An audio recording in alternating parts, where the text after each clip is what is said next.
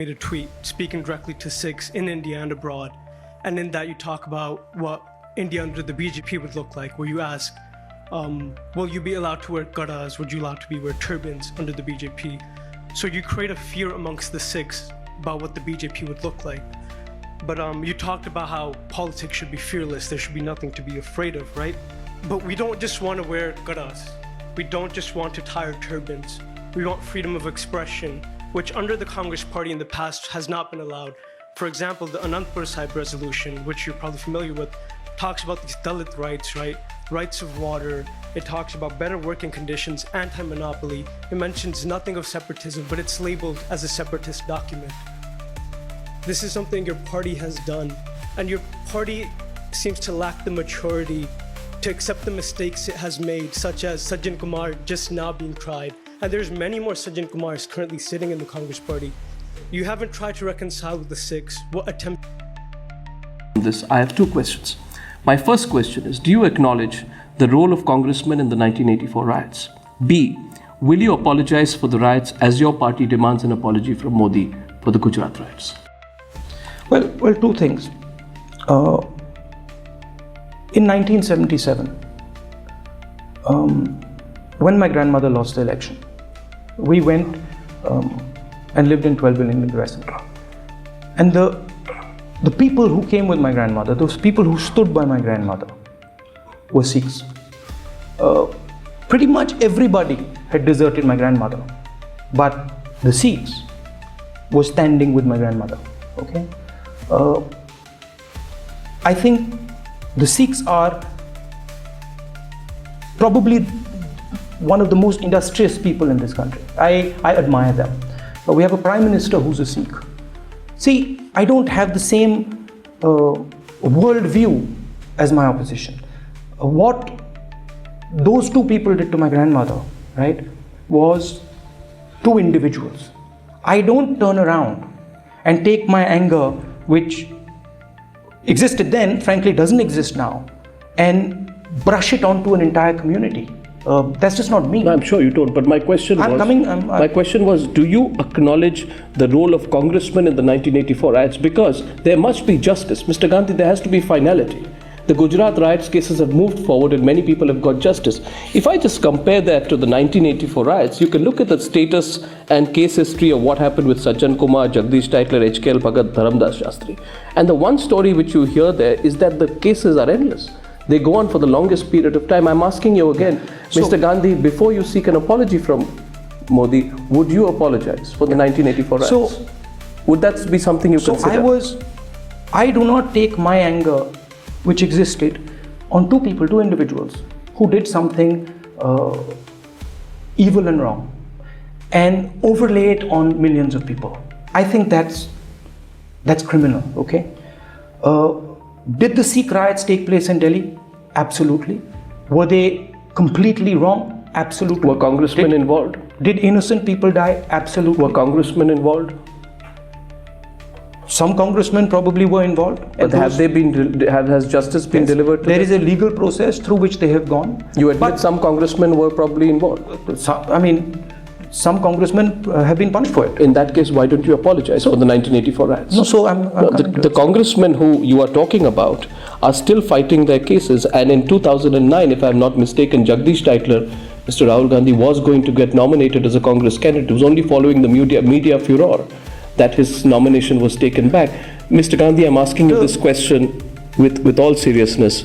Do you feel that the congressmen were involved? And two, do you believe that you personally, if you apologize for the riots, there will be a finality? The fact of the matter is that innocent people died in 1984. And innocent people dying is a horrible thing and should not happen, okay? The difference between Gujarat and 1984 was that the government of Gujarat was involved in the riots. The government. How do you say that? The Chief Minister of Gujarat has been given the clean sheet by the courts. The difference between the 84 riots and the riots in Gujarat was that in 1984, the government was trying to stop the riots. I remember, I was a child then, I remember that the government was doing everything it could to stop the riots. In Gujarat, the opposite was the case. The government in Gujarat was actually abetting and pushing the riots further. So there's a huge difference between the two things. Saying that innocent people dying is absolutely wrong. Explain that. Government of Gujarat was aiding and abetting the riots, is what you just said. Explain that. I mean, it's not me. It's large numbers of people who were there. It's large numbers of people who saw actively the government of Gujarat being involved and in the you riots. keep that line despite the Chief Minister getting a clean sheet from the courts? I mean, people saw it. I'm not the person who saw it. Your colleagues saw it. Your colleagues told me. They saw riots. They didn't see the government of Gujarat. They saw the administration. They saw the administration actively attacking minorities. Are you saying the government of Gujarat was? What are you? What is? What I'm saying is that there was a difference between the 1984 riots and the riots in Gujarat. The difference was that the government in 1984 was trying to stop the riots, was trying to stop the killing, whereas the government in Gujarat was allowing the riots. And if the government in Delhi and in the centre was trying to stop the riots in 1984, then tell me, how is it possible that Sajjan Kumar was named in FIRs on grounds of inciting violence in Outer Delhi leading to the murder of Sikhs? The status of the case is known. How is Jagdish Tytler accused of inciting the mob at Pul Bangash leading to murder and rioting in the area? How is the late HKL Bhagat accused of inciting violence? And you know that appeal in the Delhi High Court was closed after his death. How did these Congress leaders do what they did allegedly if the government was so strongly and proactively acting? There's a process, there's a legal process, and that process is on. There was an SIT finding. It was challenged by Zakia Jafri. It went up there and the courts upheld what the SIT found. Are you questioning the wisdom of the courts, Mr. All I'm saying is that there is a difference between the 1984 riots and the Gujarat riots. The simple difference is that in 1984, the government was not involved in the massacre of people. In Gujarat, it was. The question is, why do these type of things take place? Why is it that the Gujarat riots take place? The Gujarat riots take place, frankly, because of the way our system is structured. Because of the fact that people do not have a voice in the system. And what I want to do, and I've said it and I will say it again, what I want to do is question the fundamentals over here. What I want to do is ask a couple of questions. I want to ask why candidates that are chosen in every single party are chosen by tiny number of people. I want to ask why women have to be are scared to go out in the street. I want to ask these questions. These are fundamental questions.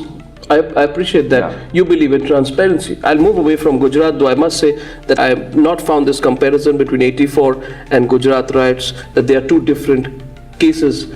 I can't take this at face value, Mr. Gandhi, and the reason for this is because in both cases, the accusation is that the government could have done a little bit more. But at the same time, I want you to, once more, if you can, substantiate. You stand by what you said, that you believe the Chief Minister and the government of Gujarat played a role in abetting the riots?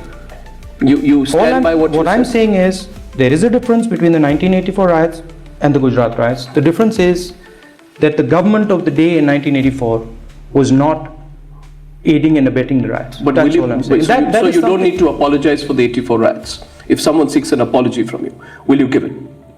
Your Prime Minister has apologized for the riots, expressed deep regret. Will you do the same?